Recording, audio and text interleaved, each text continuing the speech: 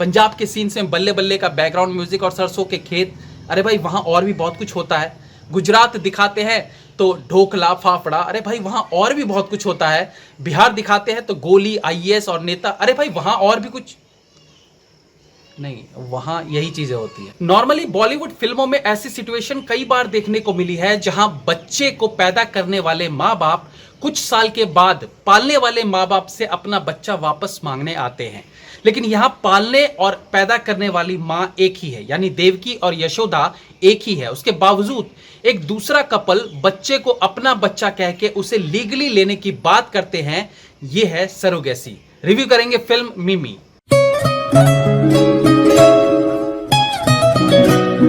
Film की शुरुआत के कुछ सीन्स में जब पंकज त्रिपाठी, जो फिल्म में एक टैक्सी ड्राइवर भानु का किरदार निभा रहे हैं, वो अपनी गाड़ी में एक गाना चलाते हैं और गाते हैं माँ ओ मेरी माँ। उस वक्त तो ये सीन एक फनी सीन लगता है, लेकिन एक्चुअली फिल्म का ज्यादातर पार्ट इस माँ बेटे के गाने जैसा ही महसूस होता है। जैसा कि मैंने ट्रेलर रिव्यू में बताया था कि ये फिल्म 2011 की एक मराठी फिल्म की रीमेक है, तो बस उसी कहानी को यहाँ नए फ्लेवर और बॉलीवुड एक्टर्स के साथ दिखाया गया है।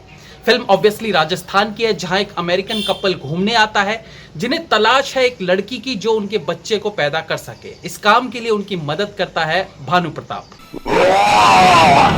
नहीं, ये वाले नहीं, फिल्म में भानु प्रताप नाम है पंकज त्रिपाठी का। पंकज त्रिपाठी कृति सेनन यानी मिमी से बात करते हैं इस सरोगेसी की प्रक्रिया के लिए और थोड़े ना नुकुर के बाद फाइनली मिमी तैयार हो जाती है।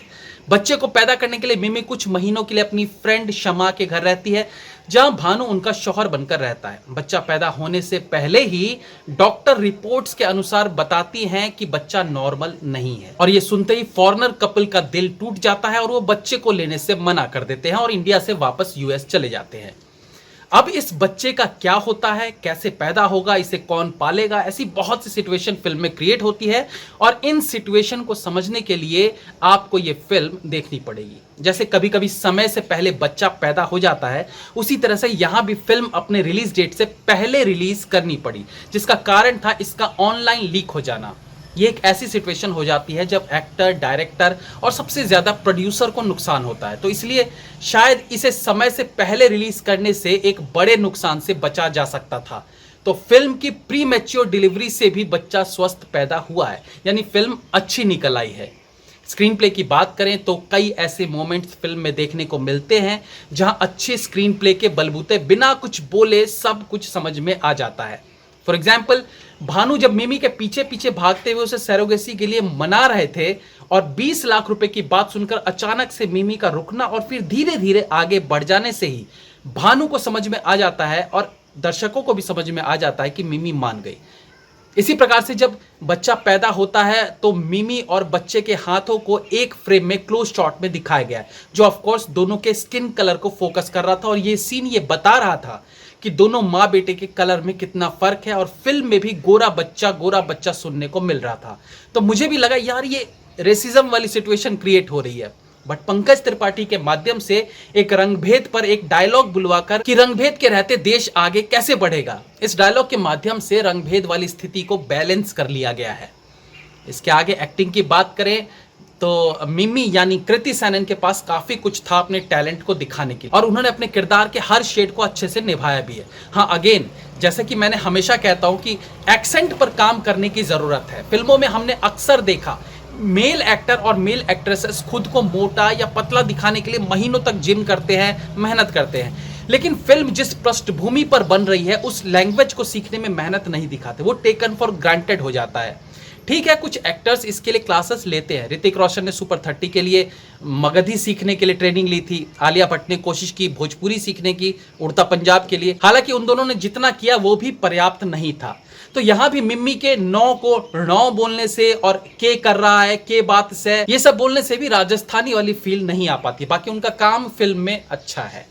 पंकज त्रिपाठी अगेन राजस्थान में है, लेकिन अच्छी बात यह है कि उनको दिल्ली का दिखाया गया है और दिल्ली में हर जगह के लोग रहते हैं और उनके एक्सेंट में थोड़ा सा भोजपुरी टच रहता है, तो हम खुद से मान लेते हैं कि वो पश्चिमी उत्तर प्रदेश या बिहार से होंगे, तो उनके एक्सेंट पर चर्चा नहीं बनती है। शुरुआती सीन से ही पंकज त्रिपाठी अपने रंग में रंगे नजर आते हैं और अपने सीधेपन, भोलेपन वाले किरदार में जिस तरीके से वो फन का तड़का लगाते हैं वो बेमिसाल है। हालांकि उनका ये किरदार और लुक्का छिपी वाला किरदार थोड़ा मेल खाता है। हाँ ये ठीक है, वहां वो फनी नेगेटिव थे और यहाँ वो फनी पॉजिटिव है, बट कुछ समानताएं फील की जा सकती है।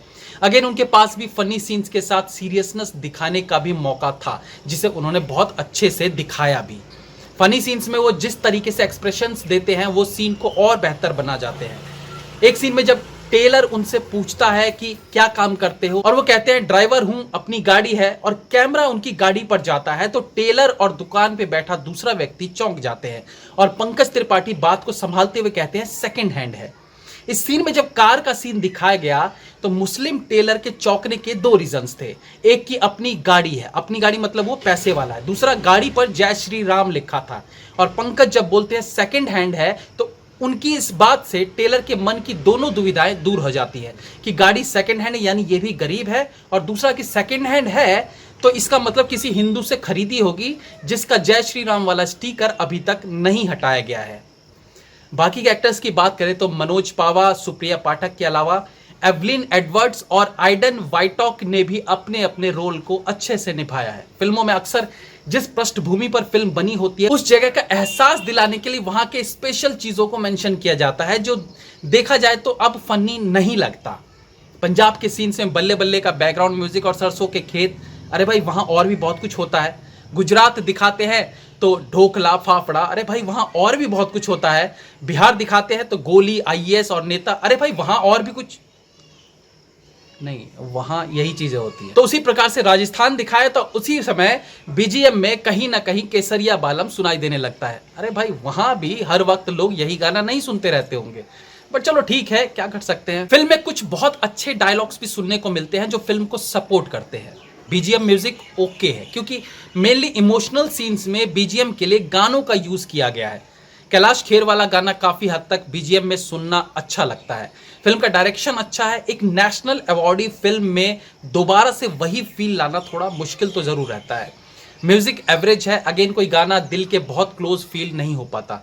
अच्छी बात यह है कि फिल्म में भ्रूण हत्या, 3 तलाक जैसी समस्याओं को भी यहाँ उजागर किया गया है और बच्चा अडॉप्ट करने के लिए भी प्रेरित किया गया है। तो कुल मिला के फन और इमोशनल सीन्स के बीच ये फिल्म आपको पसंद आ सकती है। मेरी तरफ से फिल्म को 3.5 stars. Have a nice day.